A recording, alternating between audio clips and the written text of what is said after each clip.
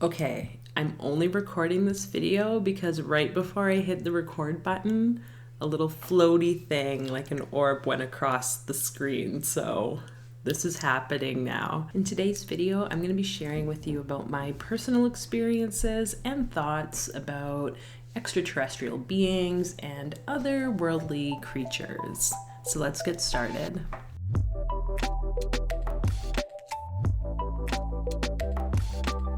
My name's Fola, and if you're new to my channel, I'm so glad you could join in today.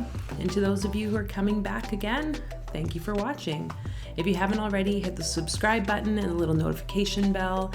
Feel free to like and share this video to any of your fellow alien or starseed friends. So I say starseeds and I talk about aliens and extraterrestrials, and I think this is like a very large topic, but there's something that draws me to this area, as you can tell with the lovely picture behind me, made by my beautiful friend Mary, soul sister. I have this draw, this pull to kind of these unknown beings. And I don't think it was with me really when I was that young. Maybe. I mean, I always felt drawn to space. I wanted to be an astronaut, but let's be honest, who didn't at that point in time? But it wasn't until the last several years now that I felt more inclined to kind of learn about different types of aliens and beings from all the different stars and galaxies. And in the spiritual community, people can get kind of wrapped up in the term starseed. And starseeds are really people who feel like they might not really be from planet Earth, that they came from other galaxies, other stars.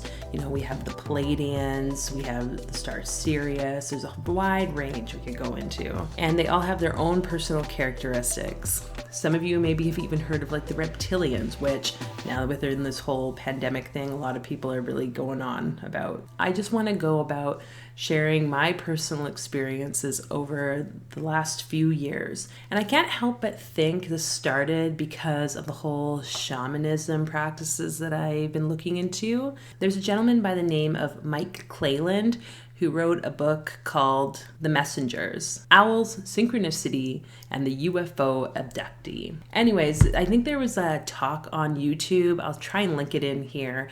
You can watch. And I really like the connection that he has formulated with a bunch of years of research of different people's experiences of having maybe like gone to sweat lodges and then seeing owls and then either being abducted by aliens or having some form of encounter with these UFOs or alien beings, otherworldly beings. And I remember watching this and just really my mind like was blown because around that time I was watching it, I'd just come back from a weekend at my shamanic program, and it seemed like every time I'd go to my weekends, I would end up seeing owls, and then I would end up watching some form of like alien weird thing that just, again, I'd be like, what is this? Like craziness. So whether or not it's really about alien abductees or having actual encounters with aliens is a whole other question. But again, if we talk about themes, there is something there. And a lot of shamanic groups or tribes talk about and depict, images in caves and places like that of these connections to the stars, and that these star beings came, and that's kind of where we come from, which if we think back to creation story in the Bible might be a little weird for some people to acknowledge. That's a whole other story. Something about this whole thing has really like shook me up and ignited some type of curiosity. So for 2020, I know the conversation has been about some aliens. I don't know if you've heard this, but I've been kind of praying, okay, maybe the aliens will come for my birthday. How cool would that be? Maybe, maybe not. But we can't help but imagine that there are other things out there, other beings. We as humans cannot be the only intelligent beings on this earth.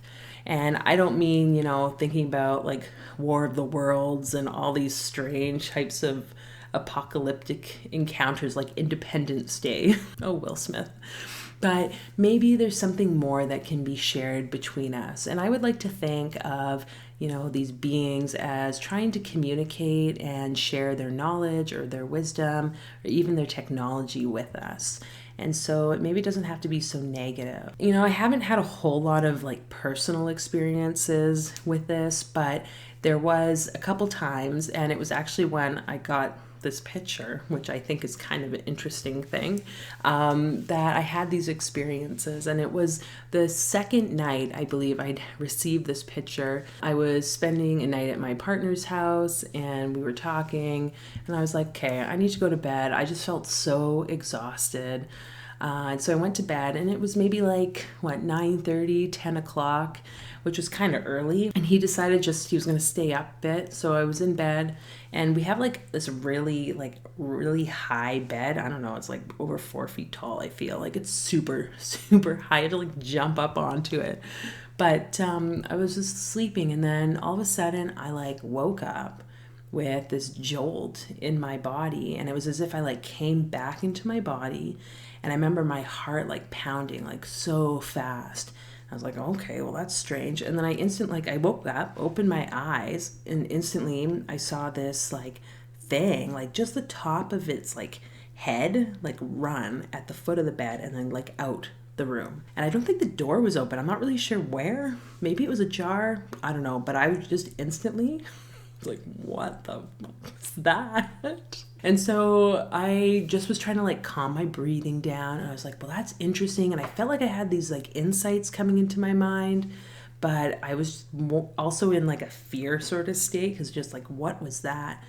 And I looked, because it seemed like it had been way later than it was, but like my partner wasn't beside me, and I was like, okay, it must not be that late. I didn't reach for my phone though, because heaven forbid I stick my appendages out of the bed and the blankets to reach for something and something grabs me.